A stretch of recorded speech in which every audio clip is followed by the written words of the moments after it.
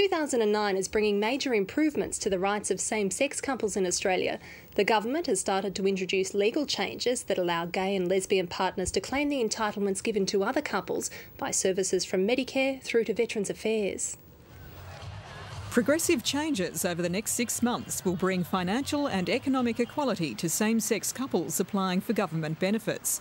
They started on January the 1st with changes to Medicare and pharmaceutical benefits. By mid-year, even tax laws will be brought into line. Well, these changes are vitally important. We know that this discrimination has existed for decades, and unfortunately it's taken that long to fix these problems, even though they've been highlighted at places like the United Nations. In 2003, the UN ruled that Australia was in breach of the International Covenant on Civil and Political Rights in the case of Edward Young. His partner was a war veteran, but Mr Young was refused a pension because they were a gay couple. I wanted to accomplish something which I thought was important.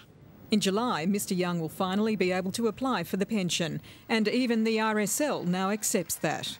I think we've got to change with the times, and it's a reflection on our society today that people are in all sorts of relationships, and I think we've just got to acknowledge that those people serving our Defence Forces, their spouses, regardless of what sort of relationship they are, should be treated equal. Gays and lesbians have been allowed to serve openly in the Australian Defence Forces since the mid-90s, but it's only now that their relationships will be recognised, allowing them to apply for a range of benefits, including those for housing and education. But the entitlements won't be paid automatically. Like all applicants, same-sex couples will need to prove their relationship, and in the case of a pension, that the veteran did actually die as a result of their war service. So Mr Young's case has some way to go, and activists say there's still another major change that needs to be made: the introduction of federal anti-discrimination laws to protect people in same-sex unions.